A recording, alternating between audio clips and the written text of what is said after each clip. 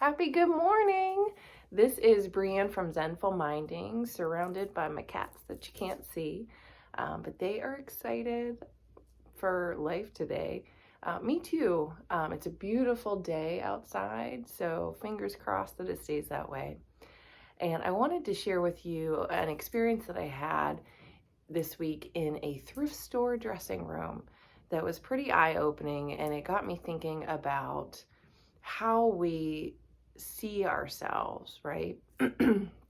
So in yoga, one of the obstacles that I think a lot of people run into, or one of the hesitations that they have, is when it comes to showing up on the mat, they feel like they're not flexible enough, or they can't do the posture right, or they're not strong enough, or their body size is too big, or they feel too awkward, or a jillion things that have to do with this body image concept, right?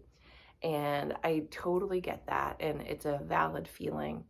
And I have personally struggled with body image issues throughout my whole life, and it's been up and down, and I've definitely seen like the physical roller coaster effects of that, as well as the mental and and emotional, oh my goodness, effects of that. And it's kind of plagued me in a way that I really hadn't thought was still there. But the other day I went to a thrift store, and I immediately, let me back this up. So I haven't been feeling like my best, self, like physically, from, I hate to say like superficial standpoint, but kind of, right? I'm like, meh, I kind of feel a little blah lately, and not really like possessing my magic, if that makes sense. So I went to the thrift store, and I immediately gravitated towards what like I felt was going to be the correct size for the moment, based on how I was feeling internally. Had nothing to do with the current clothes I wear or anything like that. Like, I just went to this size that was what I thought would be a little bit larger. I honestly couldn't tell you, aside from what I've already said, why I felt that way.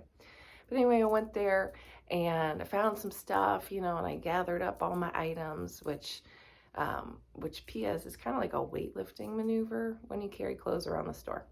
But anyway, I went to go try them on in the dressing room, and many of them were way too big. And it really astounded me, because I was just shocked looking at myself in the mirror. And first of all, trying on stuff in a dressing room can be a little horrific when you have body image issues, right? The lighting is like pretty harsh a lot of times. You're like not public, but like semi-public. Like, there's people like right behind this partition wall, and you're having this like private, intimate moment with yourself, where you're just face to face with you and your body, and these clothes that you're hoping will somehow make you feel really good, but maybe they do, maybe they don't.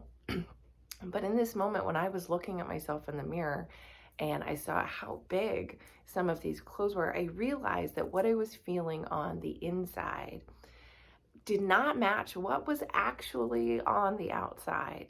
And I laughed at myself, because how silly that I would go to a rack of clothes for size based on how I felt on the inside, and not the practical, like how my current clothes are fitting and what size that I know that I needed, right? And I think that this really sort of proves a point that we live in this duality of how we see ourselves versus what's really going on the outside. And one of the things on the yoga mat when we're doing a physical practice that I love is this idea of focusing on sensation over shape, which seems to contradict how we're feeling on the inside versus feeling on the outside.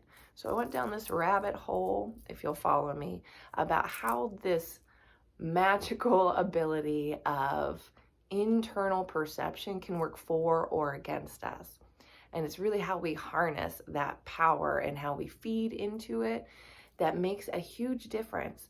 So in the moment I went into that thrift store, I was feeding it like these negative thoughts. Like I felt really like large and like flabby and like, I don't know, ugh, ick to me. But then when I came to terms with what was on the outside, like I felt better, and that brought me back so that my internal feeling started to match my outer reality, if you will, in that mirror. But also on the yoga mat, right? When we're doing a class or we're trying to do a posture, the shape that we're making may not look like what we see in Instagram photos or in yoga books. And it may not be the quote unquote perfect result that we're trying to achieve at that moment. But that is really about how you're feeling internally. How are you, elongating through the spine? Do you feel tall? Do you feel grounded? Do you feel these muscles inside your body turning on as you're cued to do so or as you know to do so? And that can then in turn influence that outer posture, right? Because over time, it's going to grow more towards the traditional version of that shape, I guess. And so I wanted to take a few minutes today to just remind you that both of these things, the inside and the outside, they do not always agree, and probably more often than not, they don't. So cut yourself a break. I really needed to cut myself a break in that moment, and I'm glad I had that in the dressing room. And if that's something that's inhibiting you from getting on your yoga mat, any of those hesitations or how you feel about yourself internally, then I encourage you, nay, I triple dog dare you, step on that yoga mat and give it a try. It will take some time to shut off that inner judgment voice, to shut off the evaluation, but practice through that. It is so worth it.